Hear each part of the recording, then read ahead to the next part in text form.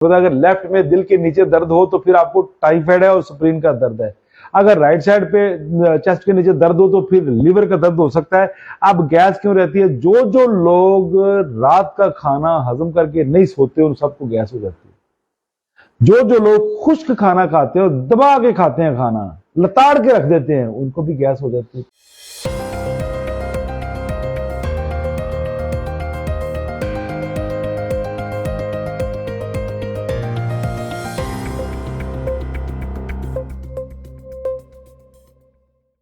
भुट्टा ब्रदर्स कहते हैं मैदे का मसला है, गैस रहती है और चेस्ट के पास दर्द रहता है। चेस्ट के राइट पे दर्द रहता है, लेफ्ट पे दर्द रहता है, ये तो मुझे नहीं पता। अगर लेफ्ट में दिल के नीचे दर्द हो तो फिर आपको टाइफाइड है और स्प्रीन का दर्द है। अगर राइट साइड पे चेस्ट के नीचे दर्द हो तो फिर लीवर का दर्द हो सकता है। अब गैस क्यों रहती है? जो जो लोग रात का खाना हजम करके नहीं सोते उन सबको गैस हो जाती है। जो जो लोग खुश्क खाना खाते हैं और दबा के खाते हैं, खाना लताड़ के रख देते हैं, उनको भी गैस हो जाती है। क्यों? निज़ामी हज़ाम का जो प्रोसेस है वो स्लो हो जाता है।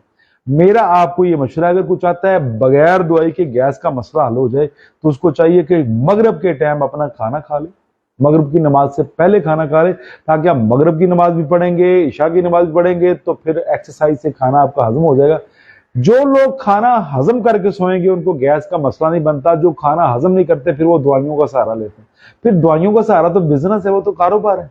ये लाजमी तो नहीं है कि आपको परफेक्ट दवाई को दे दे तो आप ठीक हो जाए। बेहतर ये है कि परहेज करें। अब यहाँ पे गैस का एक छोटा सा मसला आपके सामने, एक बेहतरीन फार्मूला रख देता हूँ, छोटा सा है लेकिन मुजर्रबुल मुजर्रब है। मिर्च स्याह है, नमक स्याह है और मीठा सोडा, ये तीन चीजें बराबर वजन ले लीजिए। तीन चीजें बराबर वजन लेके बिस्मिल्लाह पढ़ के पाउडर कर लीजिए। हाफ टी स्पून सुबह, दोपहर, शाम खाने के दौरान जो है ये पानी में मिक्स करके हल करके आप पी लीजिए। इंशाअल्लाह बिफज़लिल्लाह गैस से, अफारे से, कब्ज से आपकी जान छूट जाए। जो आप चेस्ट का दर्द बता रहे हैं मैंने आपको बता दिया, अगर तो दिल के नीचे है तो फिर टाइफाइड का है, अगर लेफ्ट साइड पे है तो फिर जिगर का है।